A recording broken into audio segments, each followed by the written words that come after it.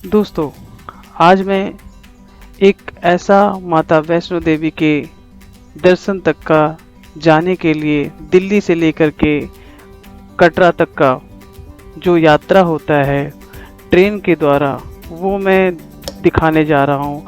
और रास्ते में कई सारे मनोरम दृश्य, झरने और कई पहाड़ियाँ, उसी के साथ साथ जो भी आप दर्शन करने के लिए जाएंगे आप भी अनुभव करेंगे। जब आप माता वैष्णो देवी के लिए दिल्ली से ट्रेन के द्वारा जाएंगे, खास तौर पे रात्रि के समय और सुबह होते होते आप जम्मू पहुंच जाएंगे, तो आप देखेंगे कई प्रकार के एक के बाद एक गुफाओं से गुजरते हुए आपकी ट्रेन जाएगी, जो कि आपको एक बेहद सुखमय और मनोरम दृश्य प्रदान करेगा। रास्ते में वहाँ का तो कोई समय ही नहीं है बारिश का, कभी भी कुछ भी आता रहता है। और इसका सुखदमय यात्रा आप बहुत ही नज़दीक से महसूस कर पाएंगे। मानो ऐसा लगेगा कि आपका जो भी ट्रेन है वो बादलों में चल रहा हो। खास तौर पे तो जब आपकी यात्रा पूरी होने को होती है, आपको कई प्रकार की पहाड़ें मिलेंगी, कई प्रकार के झरने मिलेंगे, कई तरह के घर मिलेंगे और रास्ते में कई तरह के मनोरम दृश्य मिलेंगे, जिसका आप सुखमय यात्रा महसूस करेंगे। माता वैष्णो देवी के यात्रा के साथ साथ अपने जीवन का भी आनंद ले सकते हैं। जैसे कि आप इस वीडियो में देख रहे हैं, मानो बादल आपको छू करके जा रही हो। ऐसे ही करते करते जम्मू के बाद में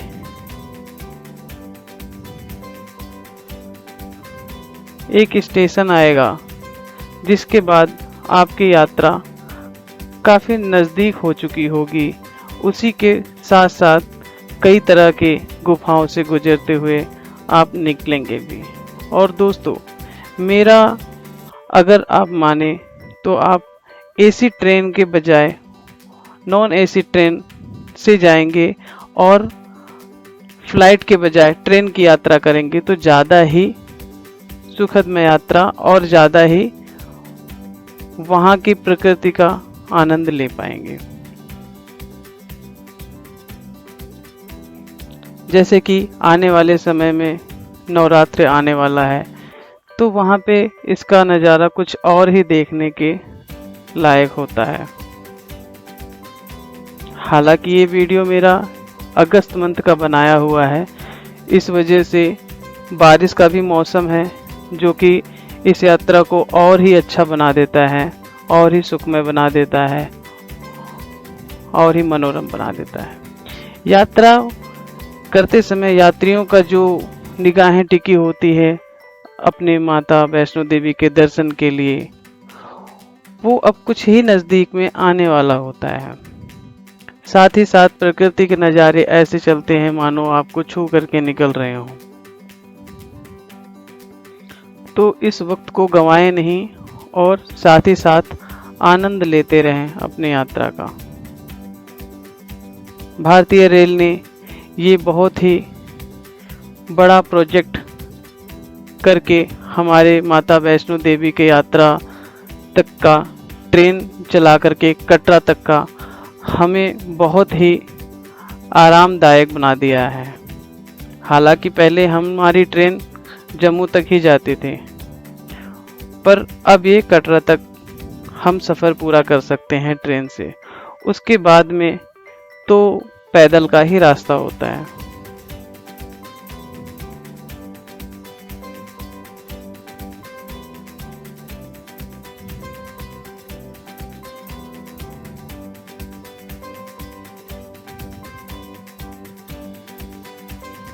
हमें खुशी होगी कि इस वीडियो को देख करके आपको कई प्रकार की जानकारी, कोविड के समय कोविड की भी जानकारी, कैसे यात्रा पर्ची ली जाती है माता वैष्णो देवी तक का जाने के लिए, वो जानकारी भी मैं आपको इसी वीडियो में बताऊंगा। और प्लीज़ कृपया करके सब्सक्राइब जरूर कर दें। ऐसे ही साथ साथ उधमपुर स्टेशन आता है और उधमपुर के बाद में दूसरा स्टेशन सीधा कटरा का ही होता है और वही भारतीय रेल का अंतिम स्टेशन अभी तक का बना हुआ है।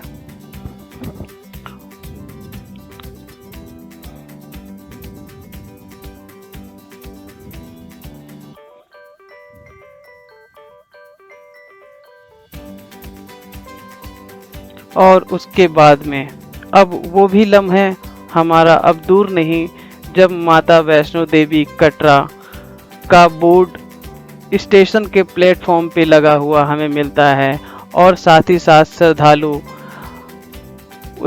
हर्षोल्लास के साथ में जय माता दी का जयकारा लगाते हुए इस स्टेशन पे ऐसे पहुंचते हो मानो जैसे वो माता वैष्णो देवी के द्वार ही पहुंच गए हों। श्रद्धालुओं का जय माता दी।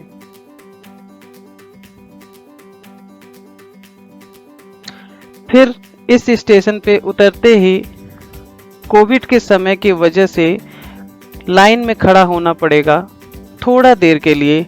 उसके बाद में अपना दोनों वैक्सीन की पर्ची दिखाएं और जिनके दोनों वैक्सीन नहीं लगे हों वो कोविड का टेस्ट वहीं करवाएं, फ्री में होता है और 15 मिनट के अंदर नेगेटिव पर्ची लेकर के आगे बढ़ें।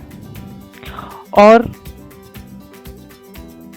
बाणगंगा की तरफ बढ़ते ही आप जिस भी होटल में रुकेंगे या ऑनलाइन अपने मोबाइल से ये श्री माता वैष्णो देवी श्राइन बोर्ड का एक साइट होता है, उसके द्वारा आप यात्रा पर्ची जरूर निकाल लें जो कि आपको हर पल हर समय चेक पोस्ट पे काम आता रहेगा।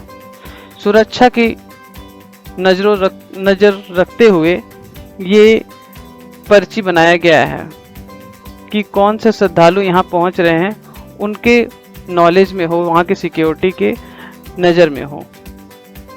फिर ये बाणगंगा सबसे पहला पड़ाव आएगा जहाँ पे माता वैष्णो देवी श्री हनुमान जी के लिए प्यास बुझाई थी धरती में अपनी बाण मार के और उसी जल से अपने बाल को भी धुला था। उसके बाद में श्री गुलशन कुमार जी का बनाया हुआ यहाँ पे लंगर, इसे जरूर आनंद लें और यहाँ का प्रसाद के तौर पे इसको जरूर खाएं। उसके बाद में आप यात्रा शुरू कर देंगे। चरण पादुका उसके 1.5 से 2 किलोमीटर बाद पड़ेगा, वहाँ पे भी दर्शन करें। फिर कई बड़े बुजुर्ग और बच्चे चलने में असमर्थ होते हैं, हालांकि 6 किलोमीटर हमारा बाणगंगा से लेकर अर्धकुमारी तक का दूरी रहता है।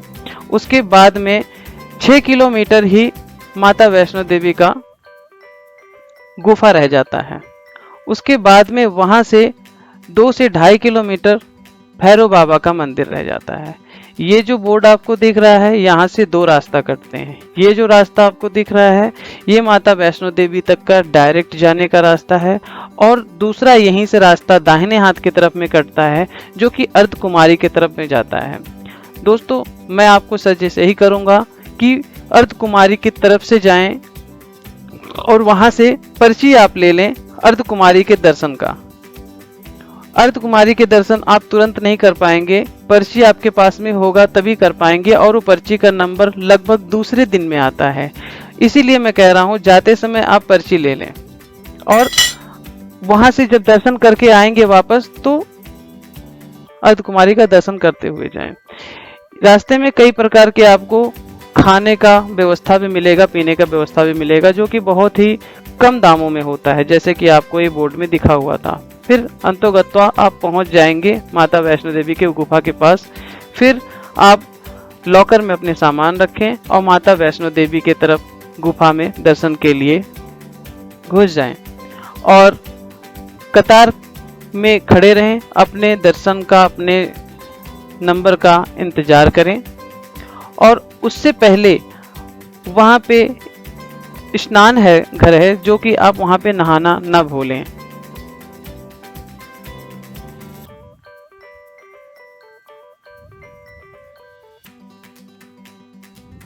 और दोस्तों, आपसे विनती है कि हमारे चैनल को सब्सक्राइब करें, लाइक करें, शेयर करें, जो कि ये वीडियो बहुत ही मदद साबित होगा आपके यात्री के लिए। जय माता दी। और ऐसे कई प्रकार के अच्छे वीडियो, अच्छे एचडी के साथ में हम कई तरह के दर्शन और कई तरह के नॉलेज वाले वीडियो डालते रहते हैं।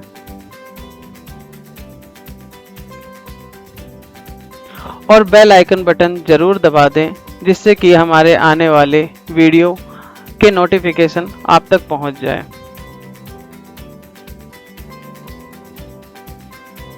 और माता वैष्णो देवी के गुफा के अंदर जाने वाले 2 रास्ता हैं, जो कि ये गुफा का जो रास्ता आप वीडियो में देख रहे हैं, इसमें कुछ वहाँ के कर्मचारी, यहाँ के रूल के हिसाब से बनाया गया है कि 10,000 से कम श्रद्धालु जिस दिन होंगे वही दिन इस गुफा का रास्ता खोलते हैं। अदरवाइज दूसरा रास्ता है जो कि गुफा नहीं है, वो नॉर्मल गेट के जैसा बनाया गया है और इन और आउट होता है। और 10,000 श्रद्धालु उनको इस वजह से पता चलता है कि जो हमारा यात्रा पर्ची बनाते हैं उसी से वो पता चलता है उनको कि आज के दिन इतने यात्रा पर्ची बने हैं। तभी ये श्रद्धालु गेट 2 टाइप के होते हैं जो खोलते हैं। वो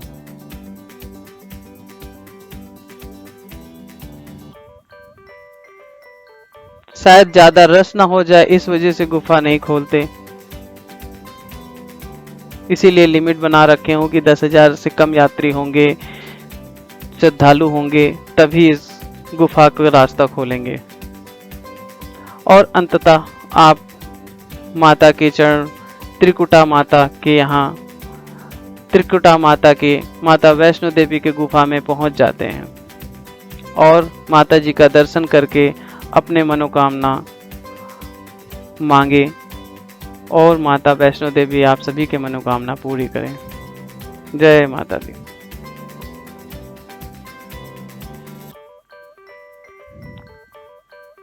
जय माता दी। दोस्तों, ये मंदिर में कोई ऐसा प्रसाद नहीं चढ़ता, जो भी प्रसाद है पहले ही चढ़ जाता है। और यहाँ से निकलते समय आपको एक एल्युमिनियम का सिक्का, जिसमें माता वैष्णो देवी का मुहर बना होगा, और मिश्री की प्रसाद मिलती है, जो कि माता वैष्णो देवी का ही प्रसाद होता है। दूसरा गेट ये है जो कि 10,000 से ज़्यादा यात्री होने पे ये रास्ते पे भेजते हैं। और ये उसके बाद में भैरव बाबा का दर्शन के लिए आप रोप का भी यूज कर सकते हैं, जो कि 50 रुपये एक तरफ का टिकट होता है, 100 रुपये दोनों तरफ का टिकट होता है। अगर आप जा सकें तो पैदल भी जा सकते हैं, क्योंकि वहाँ पे खड़ी चढ़ाई होती है।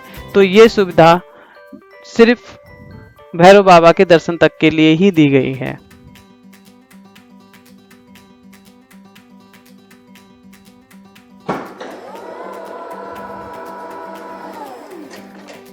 बिना भैरव बाबा का दर्शन किए बिना माता वैष्णो देवी का दर्शन सफल नहीं होता। ये ऐसा वरदान बाबा भैरव को माता वैष्णो देवी के द्वारा मिला है।